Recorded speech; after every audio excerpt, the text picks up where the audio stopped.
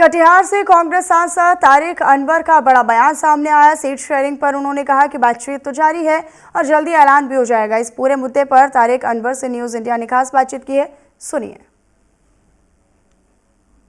आज से नामांकन की प्रक्रिया शुरू हो गई, लेकिन एनडीए हो चाहे इंडिया गठबंधन हो, दोनों में अभी तक सीट शेयरिंग के फॉर्मूले पे आम सहमति और औपचारिक ऐलान नहीं हुआ है।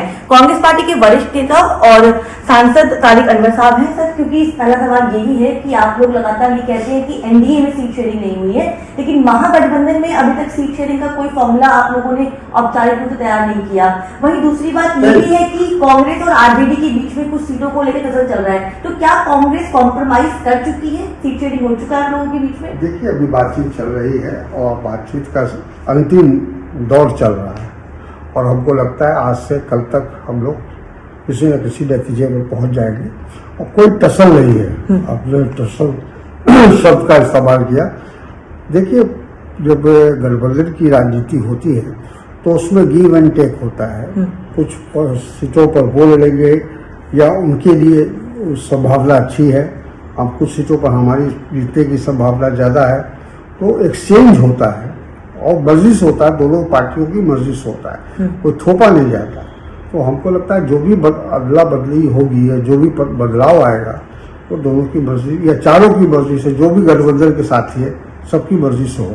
सर, क्योंकि इस बार महागठबंधन में कांग्रेस पार्टी कुछ नई सीटों पे दावा भी पेश कर रही है, वहीं आरजेडी लगातार ये कह रही है कि आप लोग पुरानी सीटों पे दावा पेश कीजिए, लेकिन नई सीटों को लेकर आरजेडी तैयार नहीं है। तो क्या आप लोगों के बीच में जो तमाम बैठकें आप लोग लगातार कर रहे हैं, क्या आरजेडी आपको नई सीटों को देने के लिए तैयार हो चुकी है? और एक और सवाल है, क्योंकि लगातार मुकेश सहनी भी कह रहे हैं कि उनको 30 सीटों से नीचे वो कॉम्प्रोमाइज नहीं करेंगे। उसके अलावा वो ये भी कह रहे हैं कि डिप्टी सीएम जब तक उनको अनाउंस नहीं किया जाएगा तब तक आम सहमति को तैयार नहीं होंगे।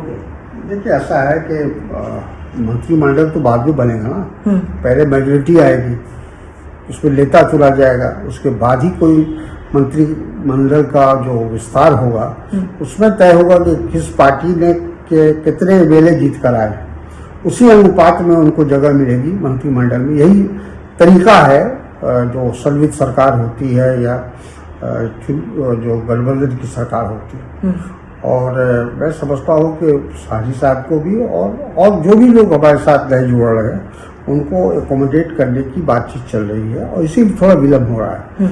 वरना अगर हम लोग अपने पुराने सीटों पर लड़ना होता हम लड़ लेते, लेकिन जब आप नए लोगों को शामिल कर रहे हैं तो उनको भी जगह देनी है। उसके लिए कौन सी जगह उपयुक्त होगी उस पर बातचीत चल रही है। कैमरा पर्सन मनीष के साथ मैकानिका, न्यूज़ इंडिया दिल्ली।